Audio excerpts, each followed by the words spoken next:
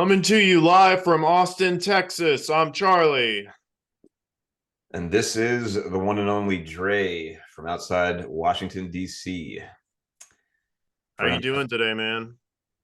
Pretty good, pretty good. It's been a long week, but Yeah. a lot to go. Today we thought we'd talk to you guys about another sort of historic topic, but might be a little bit of a different path than we normally take with the ancient history and stuff.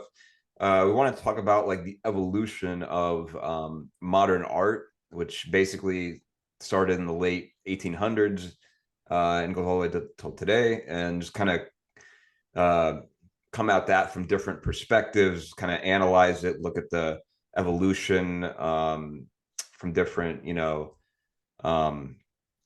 kind of perspectives, and compare that to other movements and like hit in music and culture, and just kind of take some interesting looks at it. Charlie? Yeah, it might even be the beginning of kind of like these cultural podcasts that we're doing. Like, we can go even into the 60s and stuff, but we'll start over here. So you kind of want to start off with like realism in like the mid 19th century. You want to start off with Impressionism. Where are you thinking about? So it's interesting you mentioned that, because that kind of realism and Impressionism, one kind of flowed into the other at a pretty critical time in art history. Modern art is usually defined as starting around with Impressionism around like 1860 or so, and going up to like maybe 1885 or 1890. But basically, it began with, I suppose you could say Monet was its most famous artist and devotee, Claude Monet, who was famous for his water lily beautiful paintings. But earlier, I suppose you could even say it started with Manet, Edouard Manet, who painted this this famous painting, Le Déjeuner sous l'herbe, which means the breakfast on the grass, which depicted a nude woman casually dining with a fully clothed man on like a picnic blanket in the woods. And it was kind of not, it was in a style of painting that was not as detailed and realistic in some ways as like the more traditional types of painting in the 19th century. And this was seen as like shocking at the time. It was seen as indecent, but also like the lack of attention to detail was like a big deal. He submitted this to the Académie de Beaux-Arts, which was like the prestigious academy at the time of French art, that was backed by the Second French Empire with like Napoleon III and all that. They were refused, and then several other artists and paintings in that style manner were also refused. And then as a result, these artists created their own thing called le Salon des Refusés, the salon of the refused ones, the exhibit of rejects. It's like this huge controversy, right, in 1863. Yeah, and this kind of, there was like this sort of rebellion against the status quo and the more traditional veins of art, along with what was already happening in realism, which was like a move away from the more idealized, romanticized depictions of heroic and religious and historic figures that was characteristic of like the early 19th century and before. So it was more about like depicting day-to-day kind of life of peasants and people working in the fields and factories, or just impressions of nature and things like that. And I guess the big defining characteristic of it was impression. Like, so the impression you get from a certain scene, the way light hits objects was very important. Like the intricate kind of interplays of light and shadow on an object was much more important than the actual precise physical representation of the object. So it's more like what is burned into your head from the image, from something you see, say, outside. In your mind's eye, you might have an impression, and that's what the painting tries to kind of convey. And yeah, it's interesting because, around the couple decades earlier, like 1840s, the daguerreotype starts coming into practice. And this photographic process like allows you to represent what the realists were trying to represent actually. And you no longer need to paint this in such a way. And now you can use artistic expression to kind of expand beyond merely just normal representation. And so the art form is kind of expanding, and Monet is kind of this like pivotal moment right there, hitting it with that beautiful painting, challenging like the idea of nudes, that she's no longer a goddess, right? Because traditionally nudes in the Renaissance, they're goddesses, and this is just a nude in the garden or in the forest with some men, and we can assume what they're doing, right? And it's a fascinating change of things in the salon. It is. And I was gonna say that's the same thing. The advent You're on mute. I accidentally hit my mute button on my mic. Sorry about that. All good. Anyway, with the advent of photography, or early photography, the daguerreotype, you said, like, that basically that took care of all the realistic depictions, and art could be free to do more symbolic things and go in an abstract direction, which, as we saw, it would get much, much crazier over time. The first, like, so the movement Impressionism was named after a certain painting by Claude Monet called Impression Sunrise. There's a famous picture of like the river in France, like a very hazy day. You would see some kind of boats and smoke in the background and some fires, but it was, you could see a lot of like the brush strokes. It wasn't very detailed, and a lot of the critics at the time were like, "Oh, this work is like completely unfinished." It's like it looks like a first draft, right? It's really crazy, but it produces all these like complex emotions. It's nuanced, it's multifaceted, and that's like integral to the human experience, right? It really touches you at a cognitive level, makes it really personal. I think one of the critics, Leroy, at the time, said wallpaper in its embryonic state is more finished than that seascape, in a mocking. Oh man! But little did he know that this would be a groundbreaking new form of art that would permanently change the direction of contemporary art. And this is just the beginning. So you had, like, Degas, Monet, Manet, Camille Pissarro. Later, this evolved into post-impressionism. So you had to have the transformation of impressionism to have all this proliferation of movements that happened afterward, like post-impressionism, neo-impressionism. You had Cézanne, Seurat, of course, Vincent van Gogh, Gauguin. This is all kind of, and then you had things like pointillism, where it was a bunch of little dots that all kind of represented a larger object. And again, light and color very important in that. Post-impressionism was more diversified. I mean, some took it to a more scientific level and really pay attention to like light and darkness and shadow. Others took it to a more abstract direction. And even though they painted scenes from day-to-day life en plein air, like outside in open air, the actual depictions were a lot more abstract, with kind of more radical use of color and tone and so on. One of my favorite paintings of this era is that Georges Seurat painting where you're by the water, and it's so that Sunday on Le Grand Jet.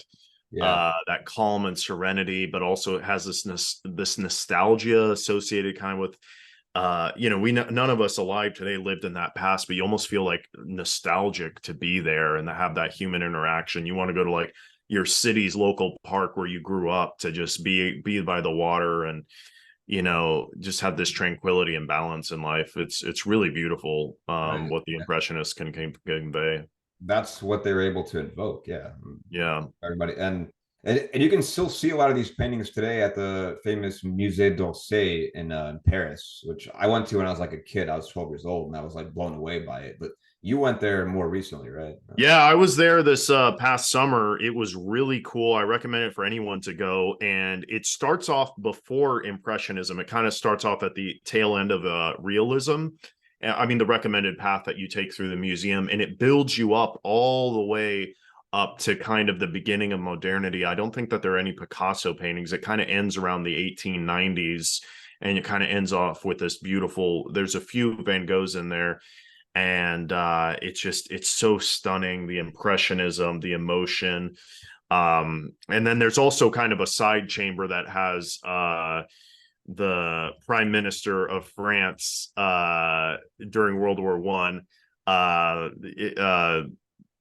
in being painted. So it's not all that historical journey. It has George Clemenceau from World War One, but it starts off with kind of like, 1840s, builds all the way up, and it's an emotional journey, and it's in an old train station, which brings in lots of natural light, and it's also right across the river on the just south of the Louvre. So yeah, there's so much absolutely fantastic. Yeah, it's impossible to get it all done in a day, honestly, but Oh, no. Yeah. And the beauty is probably try to go there, spend a little bit of time. You don't want to push yourself too far, and then maybe come back the next day or 2 days later. Try to spend a few days in Paris. yeah. Yeah, but that's a huge dichotomy from the Louvre, because the Musée d'Orsay picks up where the Louvre left off. Basically, Louvre ends with kind of the Second French Empire, and then Musée d'Orsay kind of picks up with, and it has that famous painting of the breakfast in the park with the nude, the Monet with the nude. And it's so stunning to see it in person. Right. I mean, you fall in love with everyone in that painting, basically. Absolutely. So, yeah, just kind of gone on from that. Then there was also this interesting interplay between the visual arts from painting and also the written arts in some way in like the late 19th century in France and Belgium and places like that, in England even. You had the movement called symbolism, which kind of focused more on like metaphorical images and representation, and sometimes these fantastic scenes that you would see depicted in like late 19th century art. But this is also mirrored in books like Charles Baudelaire's Fleur du Mal, and I mean Paul Verlaine. Some people even go back as far as like Edgar Allan Poe's work in some ways, but basically, yeah, like a lot of these fantastical representations. One of the more well-known one is Pornocrates. Have you seen that painting? It's the one where of the woman who's blindfolded, nude, but has like black gloves and boots on, and is leading a pig on top of a wall with a leash around its neck while Cupids kind of dance around her. Oh my God, no, I don't think I've seen this. How do you spell it? Pornocra. Oh, I see it now. Yeah, I haven't seen this before. This is and of course, porneia in ancient Greek means like prostitution, and it has its modern connotations now. But interesting. Well, this is heavily symbolic, which is apropos of what you're talking about. Yeah. One that I really like is that night at the crossroads, where you kind of have this medieval night that maybe is Teutonic or maybe even Byzantine, honestly, and he's kind of looking at a script that I don't know, I'm looking at it now, I can't decipher whether it's Russian or difficult Byzantine Greek, and there's a skull and death. But it's just kind of this idea of crossroads in life. Yeah. And one of the, I think that I saw not too long ago is Vasily Versagin, The Apotheosis of War, and it's this huge like little pyramid of skulls, like maybe based around Afghanistan or something, in the 1800s, and 1871 painting, and it's horrifying. I mean, it's just all these skulls, and we always think, I mean, back then people, they wanted to hear about the glory of war, but really there's some terrible things that war brings about, even in the 1800s. Yeah, and like obviously current events heavily influenced the shape Hmm. of art at the time. A lot of it was a reaction to current events. I mean, I guess some of it was a reaction to the more kind of rigid, stuffy, traditional rules of art up until the time. With like the rapidly changing pace of like culture and society, social norms and technology and all these things. I mean, this was like the second industrial revolution was happening. So a lot of things were changing, and um, I guess yeah, all these new movements, each with their own kind of manifestos and intention, a certain intentionality behind them in a way that maybe didn't exist in older movements of art that were less cohesive. Ever since Impressionism, like art movements had like certain artists who were seen as part of that scene. Um, and like they adhered to certain stylistic rules and standards. Um, like for example, yeah, Toulouse-Lautrec, I think he was a part of it. Art Nouveau, which is big at the fin de siècle era, like the kind of turn of the century in France. Yes, very fun Yeah. art. And you And still see it in Paris, like the entrance to like a metro station, the yep, Metropolitan. exactly. It's very Yeah. like Art Nouveau, so it still kind of exists in a way. And like some of that also you see mirrored in the work of Aubrey Beardsley to some extent, don't you? Like that, like do you know who I'm talking about? Like the He Looking. was an Oh English. He yeah, was an English illustrator who did a lot of work for like Oscar Wilde's books, I believe. yeah, And exactly. Okay, I wasn't familiar with the name, but very yeah, I've distinctive seen these style. depictions before. Yeah, I don't know if I'm the biggest fan of these. That's Yeah, interesting. I'm not sure I am either. They're definitely unique, and it doesn't necessarily fit into the rest of these movements, but I'll give them credit. Yeah. But I mean, you can see the kind of this explosion, right? Because what you were talking about is that it was a heavily regulated um like art form in France, at least with the salon and everything. And then Monet kind of sparks this huge revolution. Yeah, Um and it's just fascinating. I guess it just takes on all these different ways. I mean, even the pre-Raphaelites, which seem a little bit related to the symbolic movement that's of right. symbolism. Yeah, Yeah. they were like earlier. They were in the 1850s and so or such, and they were an interesting exception to the kind of they wanted to go back to an earlier. Yeah, instead of like changing things, they kind of wanted to go back to earlier, but you can't go back to earlier because they wanted to be like the pre-Raphaelites, as in like pre-Raphael. But the thing is, you can't really do that because things have changed. You have chiaroscuro, you have all these like different notions of light and techniques.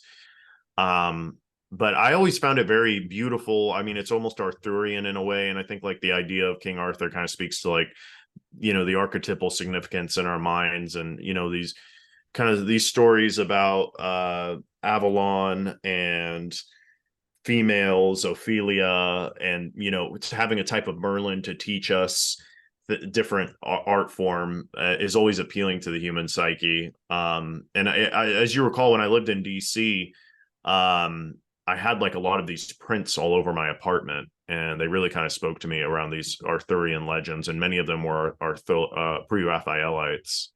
I do Uh, recall that. Yeah, they're yeah, struck me. Yeah, they have a very distinct and yeah, I get what you're saying. Like even though they try to evoke that older style or vibe, like ultimately you can't really separate them from the time that they were created in. And like things have changed, and I think they're still very much a representation of when they were made and a reaction to what was going on at the time in art and society. Um, yeah. I mean, just kind of taking a step back, it's almost interesting in a way. We kind of live in a golden age of art because you and I mean, we're able to be on our computer and we can check out the entire Louvre Museum that's true. for free, essentially. I mean, you have to have internet and a computer, but um, and it's fascinating because like historically, like even the 1950s, okay, you can go to the library and flip through books, but we can just like click a few buttons and we're like flipping through the entire Louvre. So it's interesting, like art is now more ubiquitously available than ever before. which definitely kind of changes the game, changes the equation a lot more, because we have all this at our disposal, and we can, and obviously AI and digital art, that takes a whole, maybe we can do something different on that. That would be a very interesting podcast. Yeah. But kind of back to it anyway, the evolution of that era. So then you had like Fauvism, which was, characterized by very vivid color. You had like what's it, Matisse and like Gauguin, who would like depict all these like Polynesian kind of scenes and wild animals. That was like sort of a pivotal shift into like 20th century art. Yeah. After which you had like things like Cubism, which was also like kind of a game changer. That was early Picasso. You had the Bauhaus school, I believe, in Germany. Yeah. Early Art Deco, Futurism, and Vorticism, which were like Italian, but they were these very aggressive, masculine, kind of almost violent, or very progressive. But you can see the evolution from Cubism in Futurism, right? Yeah, and you can also see like the effect that Impressionism has. Like these all sort of build off each other. Yeah, of course. But like I think the manifesto for like the Futurists and Vortists was very like, I don't know, it was optimistic, but also very like, I don't know, there's like this almost violent essence to it, like machines and man's logic will like pave the way to like a future, a brighter future. But it also happened around the time of the war. That really changed the game for a lot of things. So you had, I don't know if you heard of Dadaism. Yeah. That came out of World War One. It started in the middle of it and really flourished in the early 20s as a reaction to the carnage of that. Because basically, up until then, the Europe experienced this like long era of peace, the long 19th century. Everything was in this delicate balance, and I thought, everything was fine. And then all of a sudden, this brutal, just meat grinder of a confrontation that lasted 4 years completely turned the world upside down. And Dadaism was like very silly. Like it was Marcel Duchamp writing, like some words on like a urinal and calling that art. That's a striking event. I mean, it's, people still talk about that and they think about like, holy crap, this is a urinal. Yeah. How was this art? And that's another similar event that people compare to Edouard Monet, just sort of striking the mallet and changing things forever. But I mean, that was like, so that silliness and like a lot of other Dada art was like collage of random things. It was meant as just to kind of evoke like how the world been turned upside down by this conflict, and like nothing really made sense. It didn't really, like it was kind of reaction to that. It seemed ridiculous and obviously absurdist, but it did have sort of a point to it despite all that. Absurdism, of course. Obviously, surrealism eventually came out of that, which you had like Dali. Oh, fantastic. Yeah. Very vivid, very, very cool. And mysteriously emotional art, Oh yeah, you can spend like days like analyzing a lot of those paintings. Right. Everyone has a different take on it. It's beautiful. And then things got more and more crazy and abstract, and you also had more. By the mid 20th century, you had other forms of visual art in addition to just paintings, including like physical art that you could touch, the three-dimensional art. Oh yeah, like Jean Tinguely, the Swiss artist, he made like these useless machines, and he considered himself a sculptor, and they'd just be like spinning. They had no purpose. They'd be like, he made fountains with like water just spraying everywhere, and they're fascinating depictions of like the pointlessness of machinery. Exactly. And it's hard to even put those. I actually saw some Jean Tinguely in Amsterdam special exhibit. Evidently it's extremely hard to move this stuff because you have to like move it, take it apart, reassemble it, and it's just kind of a one-of-a-kind machine. And you can kind of interact with it in a way. Yeah. Because it'll never be the same. It's always just doing something different. It's like a bicycle wheel combined with like a factory wheel with like some sort of fountain hose just spraying everywhere. Yeah, crazy stuff. And like people get more and more as it become more abstracted. It's harder for the average person to kind of make something out of it, and it's become I don't know, this lofty, detached kind of thing. I don't think it necessarily has to be that way, but it's, I don't know, in some ways maybe less accessible. You did have things like the pop art movement, like Andy Warhol, like in the which 50s. is very accessible, right? Like Yeah, that's that so on the contrary, yeah, is, you know, yeah, like the famous Campbell soup can, and um the then you number had like five, right? Roy Lichtenstein and Roy like, Lichtenstein, yeah. sorry, what were you saying earlier? Yeah, Roy Lichtenstein and like that golden number five. Also, I think on the, I don't know if it was on the Berlin Wall, but it's like Brezhnev and the East German prime minister kissing each other. Yeah, And it's just it's a strange, it's interesting. It's very accessible, but it's not. It almost makes you feel like it's not very emotionally charged as Impressionism might be. Like, does yeah. Campbell Soup, unless it inspires nostalgia from childhood, I is it wonder. very emotional? I mean, clearly, like a lot of that, you know, the mid century art is still very much, you know, a reaction to things of the time.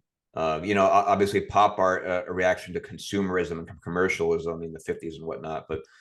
Um, but that thing you're talking about, for example, yeah, I mean, this kind of leads to a question of like, is art, the meaning behind art, left up to the viewer entirely, like subjectively, or does the artist themselves have a certain thing in mind, a certain interpretation in mind that he wants the viewer to eventually stumble upon and figure out? It's kind of an age-old question, and It is interesting. I mean, you and I have talked about kind of this openness to interpretation and kind of aesthetic signs in relation to like semiotic theory from Umberto Eco. And I think his PhD dissertation was on this question: is art an aesthetic judgment that's logically based in pure logic, or is it something that's more intuitively based?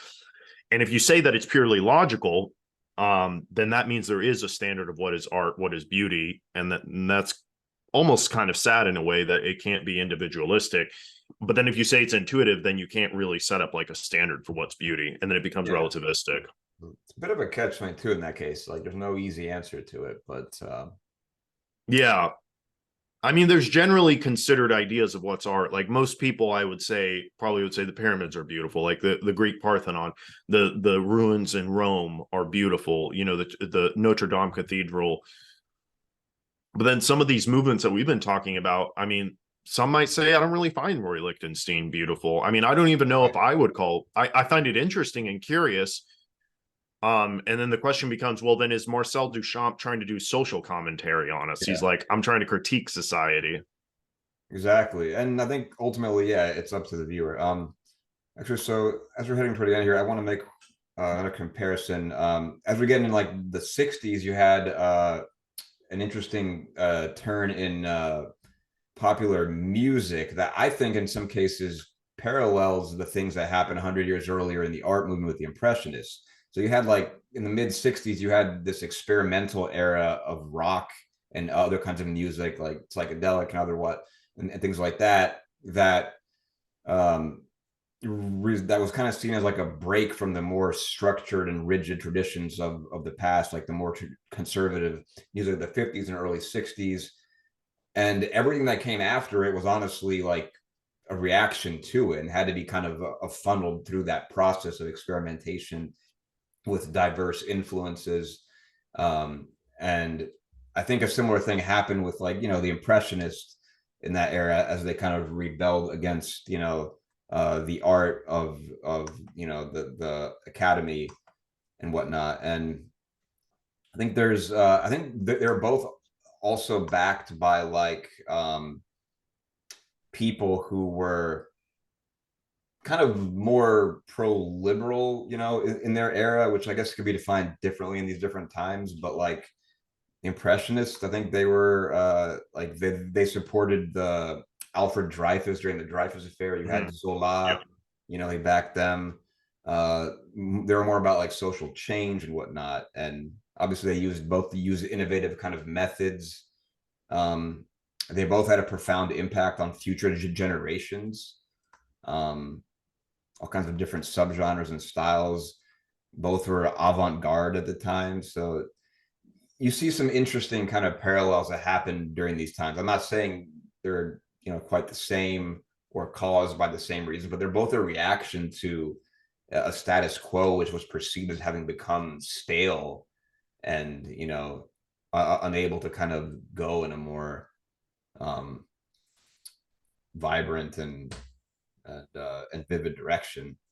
So it's just an interesting little comparison. And obviously art in many forms has become very different today. Have you been to any recent like modern art museums? And Well, I mean, I guess Washington D.C., right? When the Hirshhorn, right? Yeah, the Hirshhorn is really interesting, and it's constantly changing. And there's some modern art in the National Gallery as well. If you go into the East Wing, Yeah, like yeah.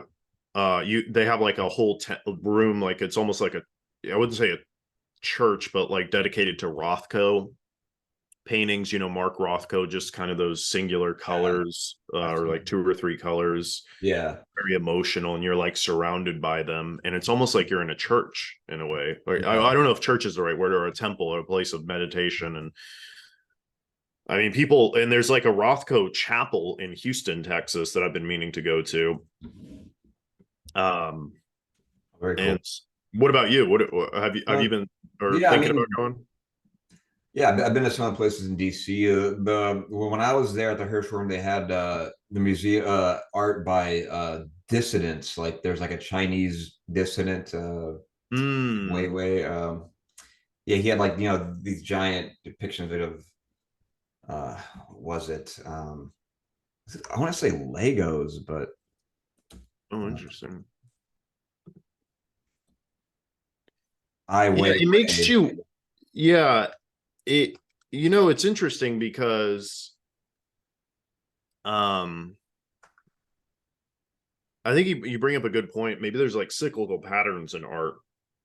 I think it's going to come up and go around times with the spirit of the times. We were talking earlier about Hegel's view on art, and he would say like Byzantine era art was highly religious and highly symbolic, right? But it was kind of the religious spirit of the times. And then like Enlightenment, neoclassical art, which was kind of this pre-realistic movement that we had talked about at the beginning of this podcast, that was like an emphasis on reason and order and like these classical values.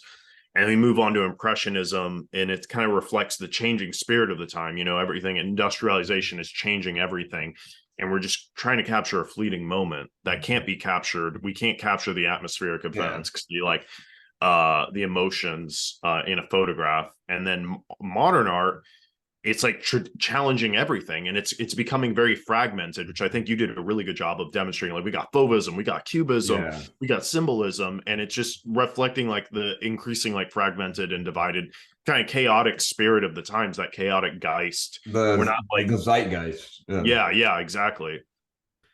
And yeah, like you said, modern art like is very challenging in a way that maybe traditional art not so much. And sometimes that challenge can make people uncomfortable to a certain extent. But I think that's the intention of some of the artists.